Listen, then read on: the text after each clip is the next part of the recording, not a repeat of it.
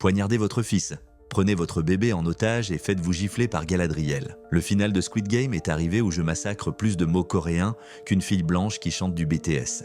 Il y a beaucoup de choses à aborder depuis le sacrifice de Ji-Eun, où tout cet argent est parti, et l'introduction du personnage de Cate Blanchett, qui laisse présager un spin-off totalement nouveau développé par David Fincher. Bien sûr, comment oublier la plus grande question dans l'esprit de tout le monde? Avez-vous remarqué qu'il n'y avait aucune personne grosse dans toute la série?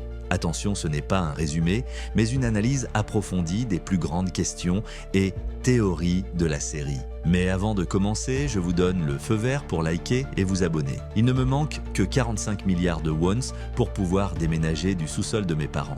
Si vous êtes comme moi, je n'avais pas Cate Blanchett sur mon bingo Squid Game apparaissant dans le générique comme simple apparition spéciale. Son personnage rappelle les recruteurs de Squid Game en Corée. Maintenant, il y a des détails vraiment intéressants ici. Tout de son costume, sa mallette et le jeu de dashi pointent vers le fait qu'elle fait partie des Squid Games internationaux plus larges. Si vous vous souvenez de la saison 1, les VIP parlent de la Corée comme ayant les meilleurs jeux, impliquant qu'il y a différents tournois à travers le monde. Les jeux de cette édition ont été incroyables, pas vrai?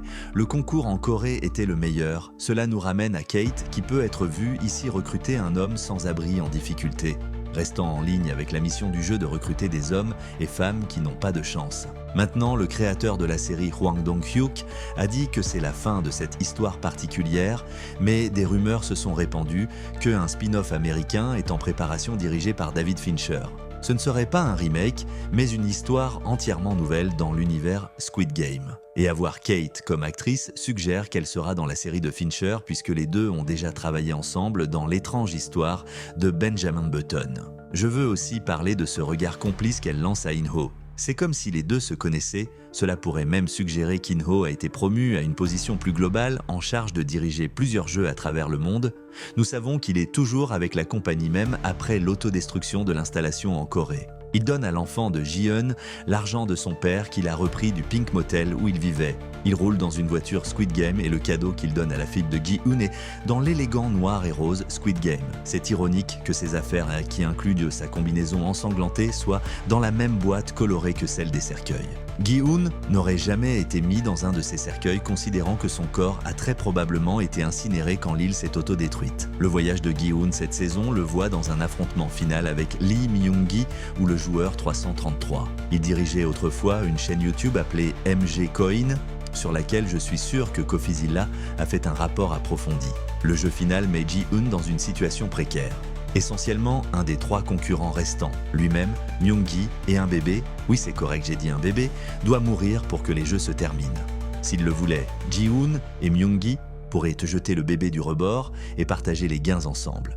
Mais autre que cela, en faisant d'eux des êtres humains absolument ignobles, il y a une connexion plus profonde que ces deux ont avec cet enfant. Ji-Eun a promis à la mère du bébé Junhee de garder le bébé en sécurité avant sa mort prématurée pendant le jeu de saut à la corde. Il a aussi cette connexion paternelle avec l'enfant, se souvenant avec tendresse comment le bébé lui rappelle sa propre fille. Myung-gi d'autre part est le vrai père du bébé. Maintenant, vous penseriez qu'il ferait tout en son pouvoir pour sauver son propre enfant, mais il finira par menacer de jeter le bébé par-dessus le bord lui-même. Selon le créateur de la série, le personnage de Myung-gi est une représentation des maux de la société. Et comment les gens en sont venus à prioriser l'intérêt personnel et le gain financier même aux dépens de leur propre enfant.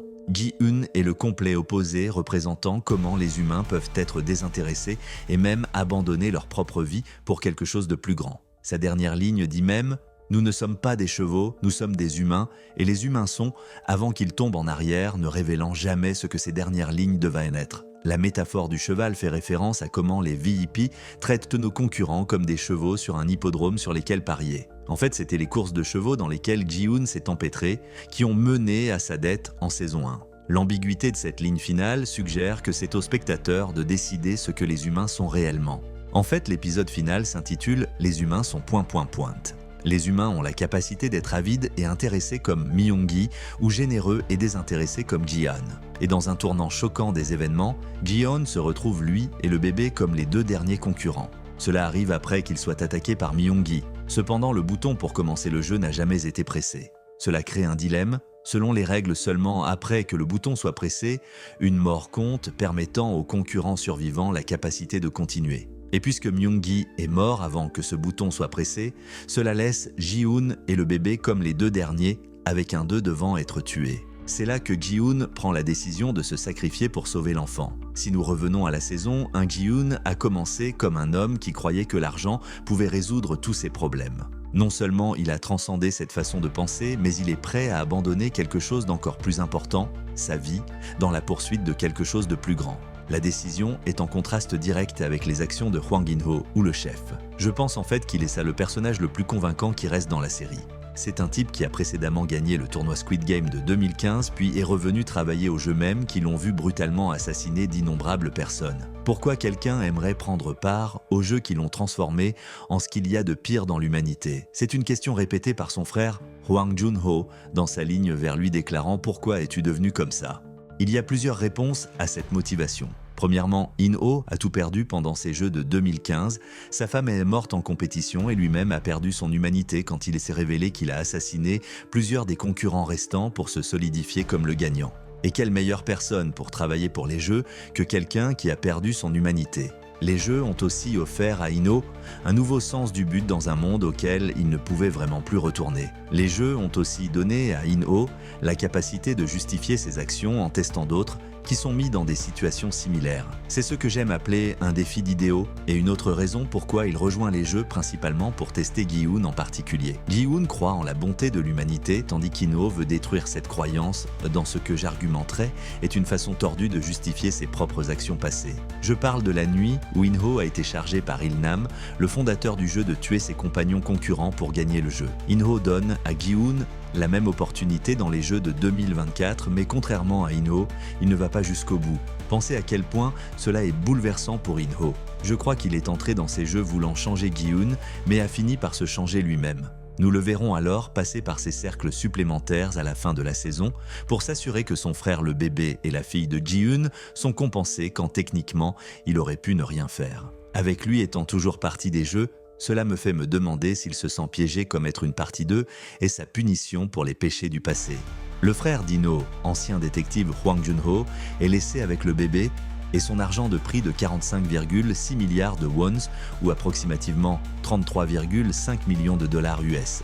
Il est impliqué que Jun-ho élèvera le bébé en utilisant cet argent pour que tous les deux puissent vivre confortablement. Son histoire semble terminée. Cependant, c'est à voir s'il continuera à poursuivre son frère dans sa recherche de réponses. Nous avons aussi le destin de l'ancien employé de parc d'attractions devenu garde Squid Game Kang No-eul. Son voyage en saison 3 la voit sauver un homme du nom de Park Yong-sik, le père d'une jeune fille avec qui elle s'est liée d'amitié en travaillant au parc. L'histoire de No-eul est simplement tragique. Grandissant en Corée du Nord, elle est devenue un soldat qui a tué son officier supérieur et s'est échappé vers le sud, devant laisser derrière son bébé, nouveau-né. 6 mois après les Jeux, No-eul reçoit un appel du courtier qui aide les transfuges nord-coréens. Il s'avère que sa fille pourrait ne pas être morte après tout. La dernière fois que nous voyons No-eul, elle est en route avec un sens renouvelé d'espoir que sa fille est vivante. Il y a aussi une belle séquence quand le frère de Kang Sae-byeok est réuni avec sa mère. Même des personnages tertiaires obtiennent une conclusion alors qu'ils se lancent dans la rénovation du Pink Motel. Donc alors que Squid Game est peut-être arrivé à sa fin, cela semble être juste le début d'une série de nouveaux spin-offs qui pourraient nous emmener partout dans le monde. Et si Fincher est vraiment à la barre, nous sommes définitivement entre de très bonnes mains. Qu'avez-vous pensé de la saison 3? Je veux entendre vos pensées et théories dans les commentaires ci-dessous. Merci d'avoir regardé et assurez-vous de liker et vous abonner.